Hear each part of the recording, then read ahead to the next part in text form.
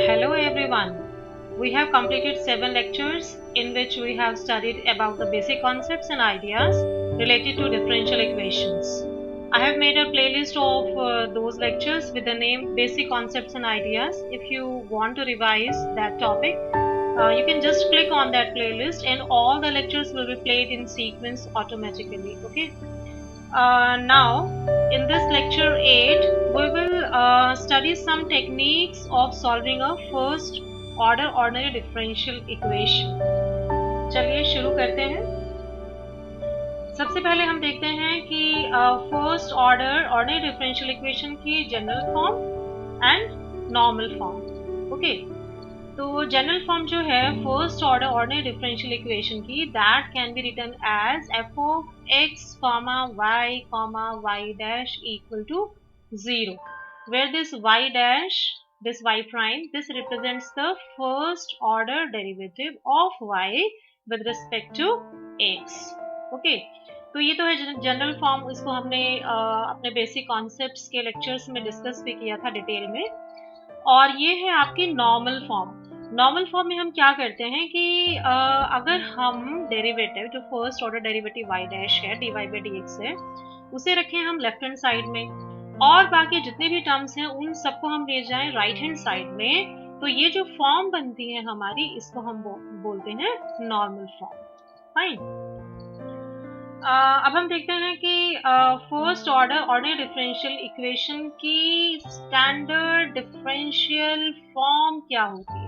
Okay, देखिए, जो standard differential form है first order ordinary differential equation की, that is m of x, y dx plus n of x, y dy equal to 0.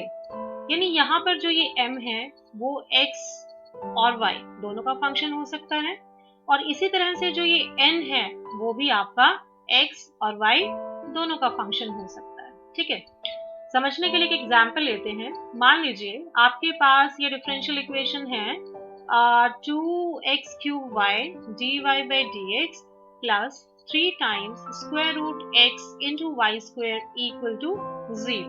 Fine.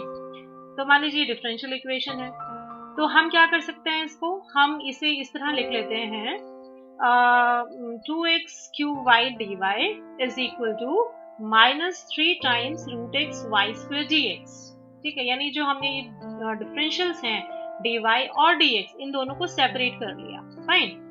और अब जो है दोनों टर्म्स को एक साइड में ले आते हैं. ठीक है, तो अगर एक साइड में हम ले आएंगे तो ये जो डिफरेंशियल इक्वेशन है इसे हम कैसे लिख सकते हैं, 3 times root x y square dx plus 2 times x³ y dy equal to 0. Fine. तो ये जो फॉर्म बनी हमारी, ये जो फॉर्म बनी, इस फॉर्म को हम क्या कहते हैं, this is standard differential form of this given differential equation. ठीक है, अब अगर मैं इस जो हमें ये फॉर्म मिली है, अगर मैं इस फॉर्म को इस फॉर्म के साथ कंपेयर करना चाहूँ तो बताइए फिर यहाँ पर m की क्या वैल्यू आई और n की क्या वैल्यू आई. तो इसके लिए आपको ये देखना होगा कि ये जो dx है इसका कोएफिशिएंट क्या है और जो dy है इसका कोएफिशिएंट क्या है.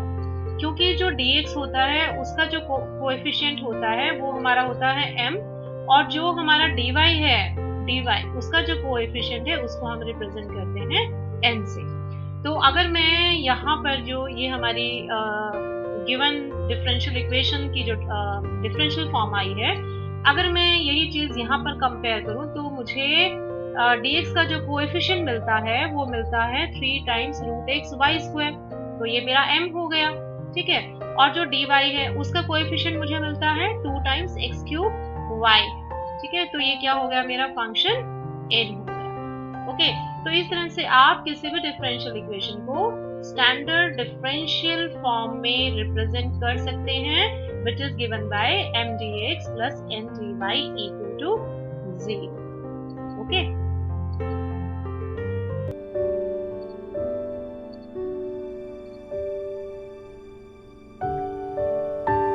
आज के इस लेक्चर में हम स्टडी करेंगे some special types of first order ordinary differential equations, इनके सॉल्यूशंस हम कैसे फाइंड आउट कर सकते हैं.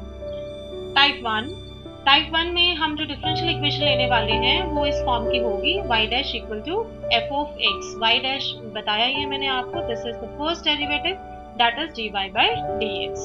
ओके, तो इस टाइप की अगर डिफरेंशियल इक्वेशन है, ये स्पेशल टाइप है अगर किसी डिफरेंशियल इक्वेशन की, तो आप उसका सोल्यूशन कैसे फाइंड आउट करते हैं। देखिए, जो डिफरेंशियल इक्वेशन है वो किस फॉर्म की है हमारी, that is or dy by dx is equal to f of x। ठीक है, y डैश की जगह मैंने dy बाय dx लिख दिया, इसको मैंने इक्वेशन 1 नाम दे दिया। ठीक है, अब आप यहाँ पर कोई प्रॉब्लम ही नहीं है, स्ट्रेट फॉरवर्ड आप इसे इंटीग्रेट कर सकते हैं। तो हमने इक्वेशन 1 को इंटीग्रेट किया दोनों साइड में विद रिस्पेक्ट टू x। तो देखिए लेफ्ट हैंड साइड में क्या मिलेगा आपको, यहाँ से y मिल जाएगा, और राइट हैंड साइड में जो है वो तो डिपेंड करेगा कि फंक्शन क्या है। So you will write that integral f of x dx। और जैसे ही आप इंटीग्रल का साइन लगाते हैं, मीन्स जैसे इंटीग्रेशन करते हैं, साथ ही आपको क्या इंट्रोड्यूस करना है यहाँ पर, c। और c क्या होता है हमारा, that is an arbitrary constant of integration. तो आपको ये हमेशा मेंशन करना होगा that c is an arbitrary constant of integration. तो ये जो आपको y मिला, ठीक है, ये जो आपको y मिला यहाँ इक्वेशन 2 से, हम कहेंगे कि ये जो y है this is the solution of this differential equation 1। ठीक है, सो बहुत सिंपल है। चलिए समझने के लिए क्वेश्चन लेते हैं हम। हमें ये डिफरेंशियल इक्वेशन सॉल्व करनी है, root a plus x times dy by dx plus x equal to 0। इस डिफरेंशियल इक्वेशन को हमें सॉल्व करना है। ठीक है, ओके फाइन। तो देखिए अब इक्वेशन क्या है हमारी, जो गिवन इक्वेशन थी उसको हमने गिवन इक्वेशन को यहाँ पर नंबर 1 नाम दे दिया। ठीक है, और हमने उसको अपनी जो हमारी स्पेशल टाइप उस फॉर्म में रिप्रेजेंट कर लिया। उसके अकॉर्डिंग क्या होना चाहिए था, लेफ्ट हैंड साइड में हमारे पास सिर्फ क्या होना चाहिए, y dash in dy by dx होना चाहिए। तो हम क्या करते हैं कि ये वाली जो टर्म थी ना हमारी, ये वाले टर्म है या कोई और भी टर्म है, उन सबको हम राइट हैंड साइड में ले जाते हैं। तो राइट हैंड साइड में जब लेकर गए तो राइट हैंड साइड में क्या हो गया, माइनस एक्स अपॉन रूट ए प्लस एक्स। ठीक है, तो अब ये हमारी जो है स्पेशल टाइप 1 बन गई। अब इसको कैसे सॉल्व करेंगे, सिंपली इंटीग्रेशन। तो integrating both sides, left hand side में y आ गया, राइट हैंड साइड में हमें इसका इंटीग्रेशन करना है। अब कैसे इंटीग्रेट करेंगे, देखिए नीचे क्या है, नीचे हमारे पास यहाँ पर square root a plus x. ठीक है, तो क्या करें, अब ऊपर तो x ही है, तो इसका क्या तरीका होता है कि जो भी आपके पास डिनोमिनेटर में है वही आप न्यूमरेटर में बना लीजिए, इफ पॉसिबल। अगर ऐसा हो सकता है, बिल्कुल हो सकता है इस केस में। तो हमने क्या किया, यहाँ पर हमें देखिए ये a प्लस कर दिया और यहाँ पर a माइनस कर दिया। ठीक है, अब क्या हो जाएगा, अब इसके बाद हमने क्या किया कि ये वाली जो टर्म थी a प्लस एक्स वाली, ठीक है, जो डिनोमिनेटर की तरह हमारे पास न्यूमरेटर में भी आ गया, उसको हमने सेपरेट कर लिया, और जो बाकी टर्म बची उसको हमने अलग से लिख लिया। अब जो हमारी फर्स्ट टर्म है, फर्स्ट टर्म की जगह हमारे पास आ गया सिंपली क्या, square root a plus X आ गया। और जो दूसरी टर्म है उसमें जो था उसको हमने न्यूमरेटर में लिख लिया a plus x raise to minus 1/2। a constant है तो a को हमने बाहर ले लिया। ठीक है, तो अब ये क्या है, ये एक लीनियर फंक्शन है, a प्लस एक्स है ना स्क्वायर रूट के अंदर, तो ये जो a प्लस एक्स है ये तो लीनियर फंक्शन है। तो इसका इंटीग्रेशन तो बहुत सिंपल है, जो इसकी पावर है यानी कि जो 1/2 है उसमें हमने 1 ऐड किया और जो भी मिला उसी से हमने डिवाइड कर दिया। तो 1/2 प्लस 1 तो ये 3/2 हो गया, और 3/2 से ही हमने इसको डिवाइड कर दिया। इस टाइप से आप यहाँ देख लीजिए, यहाँ पर भी क्या है, a प्लस एक्स लीनियर है हमारे पास, तो इसकी जो भी पावर है आपके पास माइनस 1/2 है, तो माइनस 1/2 इंटीग्रेट करेंगे तो क्या होगा, माइनस 1/2 प्लस 1 यानी 1/2, तो ये 1/2 बन जाएगा और इसी से हम इसको डिवाइड कर देंगे। फाइन, तो हमारे पास जो y की वैल्यू आ गई वो क्या आ गई, y equal to minus 2/3 times a plus x raise to 3/2 plus 2a times square root a plus x plus c। ठीक है, लेकिन इस c के बारे में मेंशन करना बहुत जरूरी है, तो you have to write here that where c is the arbitrary constant of integration. Okay, तो ये सॉल्यूशन हमें मिल गया। अब हम एक क्वेश्चन और लेते हैं जिसमें हमें ये डिफरेंशियल इक्वेशन सॉल्व करनी है। e raise to x plus e raise to minus x dy is equal to e raise to x minus e raise to minus x dx। देखते हैं कैसे करेंगे। हमें जो डिफरेंशियल इक्वेशन गिवन थी वो है दिस वन। ठीक है, देखते हैं ये आपकी टाइप 1 की फॉर्म में आ जाएगी। Yes, we can write like this. कैसे, dy बाई dx को हमने एक साइड में रखा और बाकी जितने भी टर्म्स थी वो हमारी इजीली जो है वो राइट हैंड साइड में आ गई। और लेकिन ऐसा करने के बाद हमें ये देखना होगा कि राइट हैंड साइड में ये जो एक्सप्रेशन आया है ना, ये जो एक्सप्रेशन आया है, ये किसका फंक्शन बनना चाहिए? आपका x का फंक्शन बनना चाहिए। और देखिए x का ही फंक्शन है, तो हम इसे इंटीग्रेट कर सकते हैं सीधा सीधा। तो जब मैं इंटीग्रेट किया तो लेफ्ट हैंड साइड में y आ गया। अब राइट हैंड साइड में मुझे इसका इंटीग्रेशन करना है। अब इसका इंटीग्रेशन करने के लिए देखिए आप यहाँ पर क्या चेक करेंगे। हम ये देखेंगे कि जो डिनोमिनेटर में है हमारे पास टर्म, उसका डेरिवेटिव क्या बनता है। ठीक है, तो जो डिनोमिनेटर में है इसका डेरिवेटिव अगर हम बनाएं तो बनता है e raise to x minus e raise to minus x। और यही सेम जो है आपके पास यहाँ न्यूमरेटर में है। तो ये कौन सा फॉर्मूला बन गया? ये वही फॉर्मूला बन गया जिसमें आपके पास होता है कि अगर इंटीग्रेशन है, ठीक है, और इंटीग्रेशन में नीचे जो फंक्शन है आपके पास, मान लीजिए आपके पास नीचे जो है वो फंक्शन है एफ ऑफ एक्स फंक्शन है, और न्यूमरेटर में आपके पास उस फंक्शन का डेरिवेटिव है अगर, ठीक है, मतलब डिनोमिनेटर में जो फंक्शन है न्यूमरेटर में अगर आपके पास उसका डेरिवेटिव है, तो क्या हो जाता है वो, उसका इंटीग्रेशन क्या बन जाता है? Integration will be equal to nothing but this will be your log of that function which is in denominator, means this is log of f of x। ठीक है, तो ये सेम ये फॉर्मूला हमने यहाँ देख रहे हैं, यहाँ पर ये फॉर्मूला अप्लाई हो रहा है। तो हमारे पास यहाँ पर ये आ जाएगा y equal to log of जो डिनोमिनेटर में फंक्शन था, यानी e raise to x plus e raise to minus x plus c। फिर से आपको c के बारे में मेंशन करना है, that c is an arbitrary constant of integration। Fine, चलो अब एक और प्रॉब्लम लेते हैं। यहाँ पर हमें क्या करना है? हमें एक इनिशियल वैल्यू प्रॉब्लम सॉल्व करनी है। ठीक है, अभी इनिशियल वैल्यू प्रॉब्लम क्या है ये हमें पता है कि ये क्या होती है। इसमें हमारे पास जो है इनिशियल वैल्यू प्रॉब्लम में एक तो होती है हमारे पास डिफरेंशियल इक्वेशन, और उसके ऊपर जो है एक इनिशियल कंडीशन गिवन होती है। ठीक है, तो अब हमें ये सॉल्व करनी है, देखते हैं कैसे करें। ओके फाइन, जो इनिशियल वैल्यू प्रॉब्लम थी वो हमने लिखी, उसमें हमारी जो डिफरेंशियल इक्वेशन थी उसको हमने नंबर 1 दे दिया, और ये जो कंडीशन थी उसको हमने नंबर 2 दे दिया। अब देखिए जो डिफरेंशियल इक्वेशन थी हम देख रहे हैं ये किस फॉर्म की है। हाँ जी, ये हमारी टाइप 1 है, यानी y dash equal to f of x। Right hand side में सिर्फ x का फंक्शन है। तो इस डिफरेंशियल इक्वेशन को हम अपने उस मेथड से सॉल्व कर सकते हैं, यानी हमने इंटीग्रेट किया तो लेफ्ट हैंड साइड में y आ गया, और राइट हैंड साइड में हमारे पास जो है ये फंक्शन आ गया, सिंपल। और हाँ, यहाँ पर साथ में प्लस c आना जरूरी है, ये लिखना जरूरी है, और c के बारे में मेंशन करना भी जरूरी है, that where c is an arbitrary constant of integration. Okay, अब क्या है कि ये जो सोल्यूशन आपको मिला ये तो जनरल सोल्यूशन मिला क्योंकि उसमें c है। ठीक है, और c एक आर्बिट्रेरी कांस्टेंट है, उसकी कोई भी वैल्यू पॉसिबल हो सकती है, रियल वैल्यू, तो वो जनरल सोल्यूशन है। लेकिन आपके जो इनिशियल वैल्यू प्रॉब्लम है उसमें एक कंडीशन गिवन होती है, और उस कंडीशन को यूज करके हम c की एक स्पेसिफिक वैल्यू फाइंड आउट कर सकते हैं, और हमें अपनी इनिशियल वैल्यू प्रॉब्लम का पर्टिकुलर सॉल्यूशन मिल जाएगा। अब इस क्वेश्चन में हमारे पास जो इनिशियल कंडीशन गिवन है वो है y of 0 इक्वल टू 1, यानी जहाँ पर भी x है वहाँ 0 पुट करना है, और जहाँ पर भी y है वहाँ 1 पुट करना है।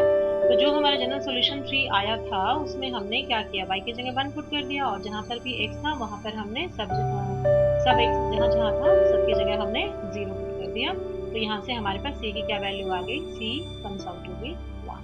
ठीक है, अब फाइनली आप क्या करेंगे, ये जो c की वैल्यू आई है इसे आप जनरल सॉल्यूशन 3 में पुट कर दीजिए।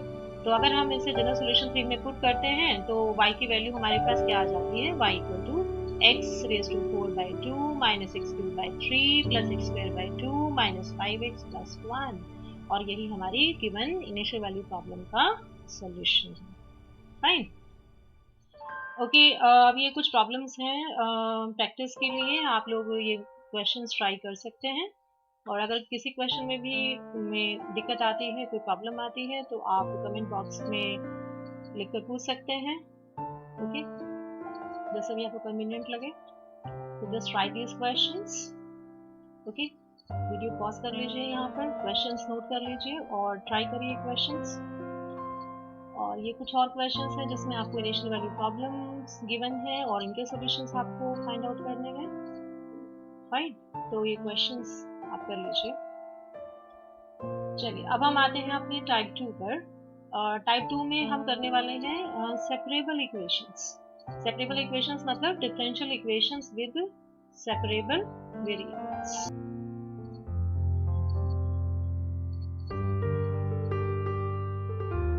ओके, अगर आप डिफरेंशियल इक्वेशन को इस फॉर्म में लिख पाते हैं dy by dx is equal to f of x upon g of y, means यानी कि जो डिफरेंशियल आपका dx है उसके साथ तो आपके पास सिर्फ x का फंक्शन होना चाहिए, और जो डिफरेंशियल dy है उसके साथ आपके पास सिर्फ उसका जो कोएफिशिएंट है वो सिर्फ y का फंक्शन होना चाहिए।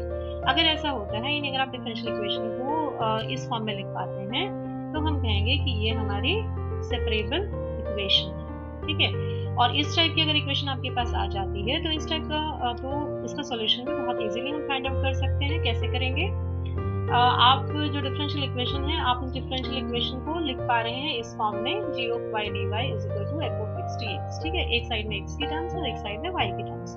तो आप दोनों साइड जो है सेपरेटली से इंटीग्रेट कर लीजिए हर एक टर्म को विदाउट एनी प्रॉब्लम। तो जब आप इंटीग्रेट करेंगे तो लेफ्ट हैंड साइड में जो है वो with respect to y integrate हो जाएगा, राइट हैंड साइड में with respect to x integrate हो जाएगा। और जैसे ही यहाँ पर आपने इंटीग्रेट किया, आपको इमीडिएटली यहाँ पर क्या इंट्रोड्यूस करना है? c इंट्रोड्यूस करना है। ये c क्या है? आपका आर्बिट्रेरी कांस्टेंट ऑफ इंटीग्रेशन। ये आपको मेंशन करना बहुत जरूरी है हमेशा, ओके। तो ये देखिए बहुत ही सिंपल वे में आप इसका सॉल्यूशन फाइंड आउट करते हैं। क्वेश्चन लेते हैं, आपको ये डिफरेंशियल इक्वेशन सॉल्व करनी है y dash equal to 1 plus y square, ठीक है, ओके। तो देखिए कैसे करेंगे। जो आपको गिवन डिफरेंशियल इक्वेशन है उसको हमने सबसे पहले तो नंबर 1 नाम दे दिया, फिर हमारा जो ये y डैश था उस y डैश को हमने डेरिवेटिव dy by dx की फॉर्म में लिख लिया। अब देखिए आप यहाँ पर क्वेश्चन कर सकते हैं कि हमें तो ये डिफरेंशियल इक्वेशन गिवन थी, अब यहाँ पे प्रोवाइडेड ही नहीं है कि आपका इंडिपेंडेंट वेरिएबल क्या है। So this is totally your choice कि आप इंडिपेंडेंट वेरिएबल के फॉर्म में क्या नोटेशन यूज करना चाहते हैं। जो भी आपको पसंद हो आप ले सकते हैं। मैंने यहाँ पर x ले लिया, आप t भी ले सकते हैं, आप कुछ और भी ले सकते हैं, ओके।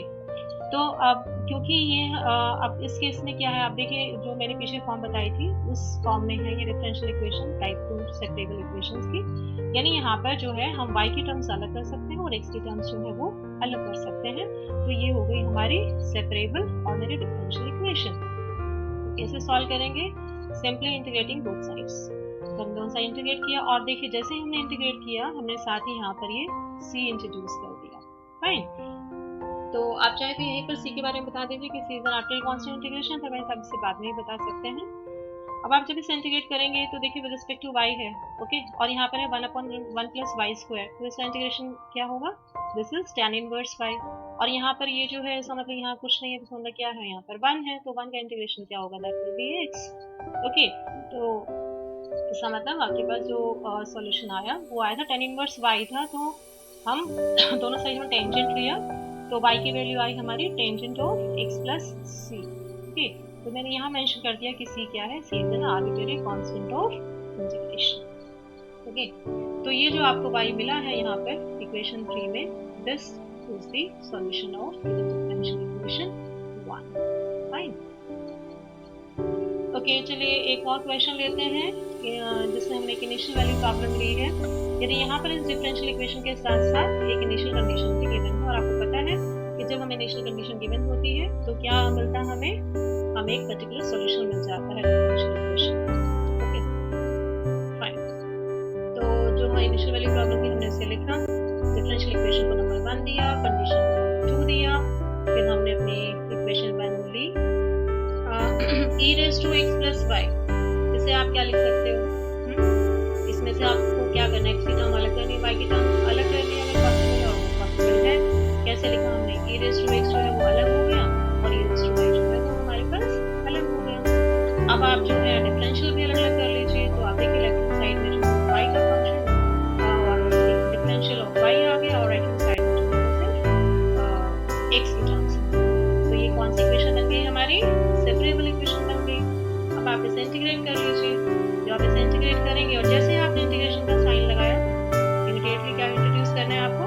c इंट्रोड्यूस करना है, और c के बारे में मेंशन करना है कि c क्या है हमारा? That is arbitrary constant of integration, right. तो आप इसे इंटीग्रेट कर लीजिए।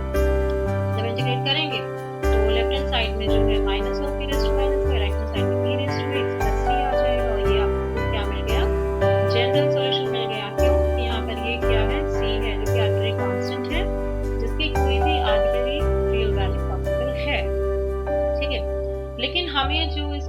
गिवन था वो क्या गिवन था, that was initial value problem. यानी हमारे पास एक इनिशियल कंडीशन है, उस इनिशियल कंडीशन का हम यूज कर सकते हैं to find out the value of this C. ठीक है, अब वो कंडीशन क्या है हमारी, y ऑफ 1 इक्वल टू 1। तो इसे हम यूज करेंगे अपने जनरल सॉल्यूशन 3 में यूज करेंगे। कैसे यूज करेंगे, जो कंडीशन है y1 इक्वल टू 1, इसका मतलब जहां पर भी x है वहां तो क्या पुट करोगे 1, और जहां पर भी y है वहां क्या पुट करोगे, वहां पर भी 1 पुट करोगे।